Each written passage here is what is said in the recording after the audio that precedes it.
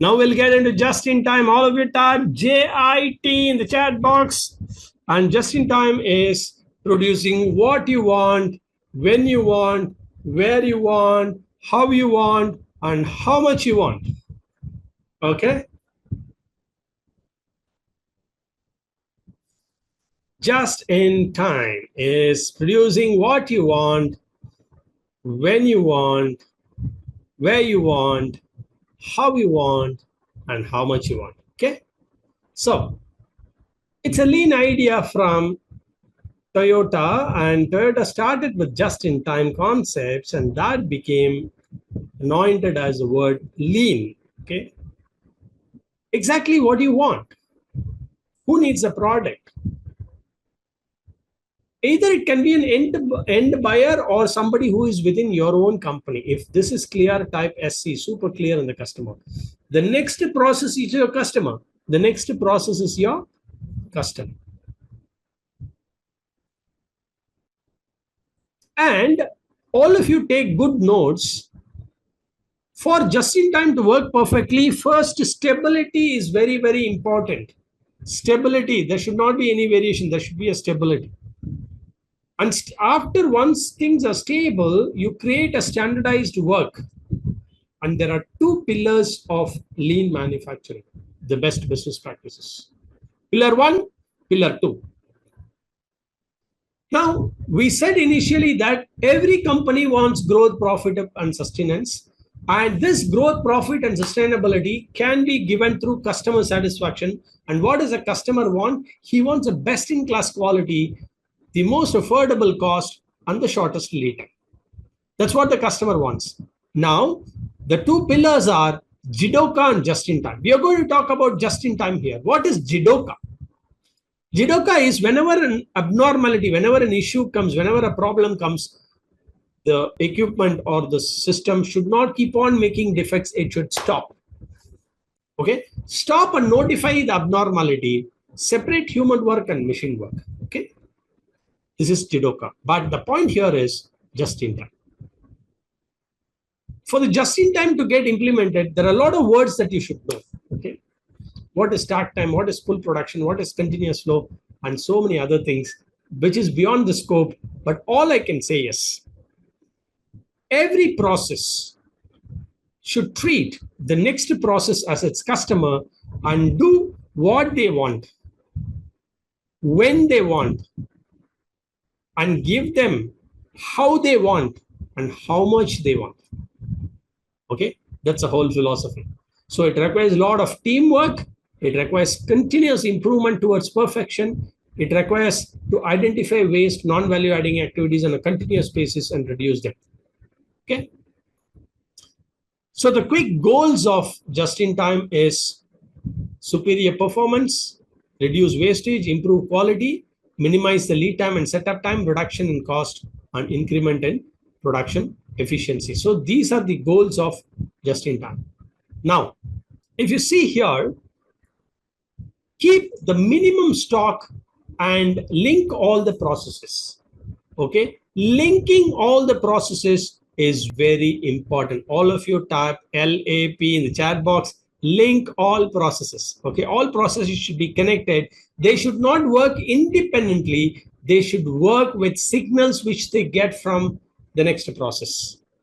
The signals, it should be linked with certain signals, and that signals is called as Kanban. All of you type Kanban in the chat box. The signaling systems.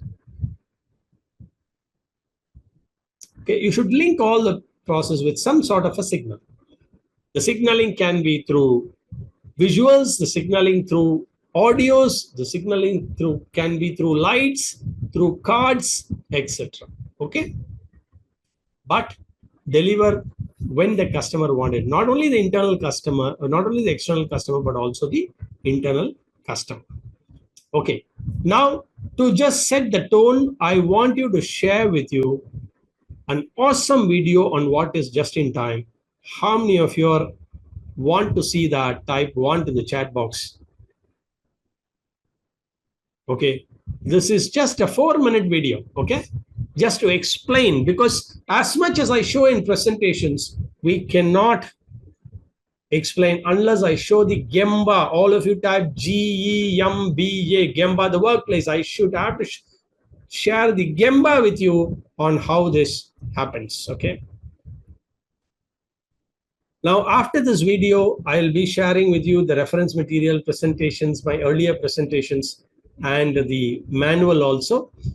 Okay, if you stay till the end. Okay. All right.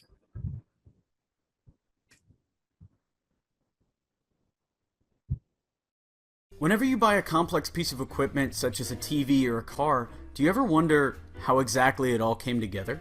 Well, ever since the Industrial Revolution, that how has been a vital question for many businesses. Today we're going to look at how in post-war Japan, Toyota helped to create one of the smartest production systems that we have, named Just-in-Time. We'll look at how it works and how you can apply the philosophy and practices to many other areas of your business. After World War II, Japan faced some difficult problems. They didn't have a lot of cash, resources were scarce, and there wasn't a lot of free land to expand factories. However, Taiichi Ohno at Toyota managed to turn these problems into advantages by slowly creating the just-in-time system. The idea didn't come all at once, it's more that through the 50s and 60s, various changes were implemented and improved until the 70s, where the wider world began to realize the benefits and adopted a similar approach. So, what is just-in-time? The philosophy is to make the entire production system only work with what it needs and to minimize wait times between each stage. The biggest savings is normally around inventory. Before just-in-time, a company would keep a warehouse filled with the parts and raw materials it needed. When supplies were getting low, they'd reorder when they had just enough to keep going until the new delivery came. But Toyota realized, what if you just keep making that same order as soon as the next one arrives? That way, you never need to keep this stockpile of spare parts. The cost savings were huge since warehousing is seriously expensive. You need to pay for massive space, power, staff, security, and for all the parts that are just sitting there waiting, not making you money or adding value to your product. And this is the core of just-in-time. You look at each area of production and ask, is this adding value to the product? If it isn't, maybe there's a better way to do it. You cut everything down to its most efficient form with almost no room for error, which is where the risk in just-in-time lies. Toyota used Japan's relatively small size to its advantage. You could rely on suppliers delivering exactly on time because they only had to travel small distances. This is important because if you get problems with supply, it can shut down the whole system. But it's normally worth the risk because the savings are huge on inventory and staff costs. More than this though, you're forced to create a working philosophy that there's no room for error. You don't have spare parts or spare time, so you have to make sure everything functions perfectly. Often, efficiency comes at the cost of quality, but not in this case. In just-in-time, you're forced into quality in order to be efficient. That's why it's applicable to many other areas of business.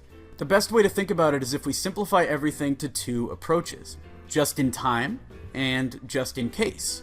With just-in-case, you're trying to minimize risk by always giving yourself a buffer. You'll carry extra stock so you can swap out faulty items. You'll overstaff certain areas because they've occasionally had too much work to deal with. You'll support a service that just a few customers ask for. With just-in-time, you don't simply cut these areas and cross your fingers that nothing bad happens. No, you work out how you can avoid them happening in the first place. Because this is money that's wasted unless a bad thing happens, you're effectively investing in mistakes. Better quality control means staff can trust the stock that they have so they don't need a backup. As for workloads, the only reason one department is hit by a workload that they can't handle is because there's not enough visibility between departments. If your sales team know the capacity of production and its current status, then they won't put in an order that can't be filled. And as for offering a service with limited customer appeal, well, maybe you cut it out completely, or you just find a way to merge it with other services so the resources it requires are absolutely minimal. When done well, the just-in-time philosophy should be good for morale too, because the whole point of it is telling your staff, I'm trusting you to perform consistently. All right, if you found this video interesting, useful, valuable, fantastic, awesome, put it in the chat box.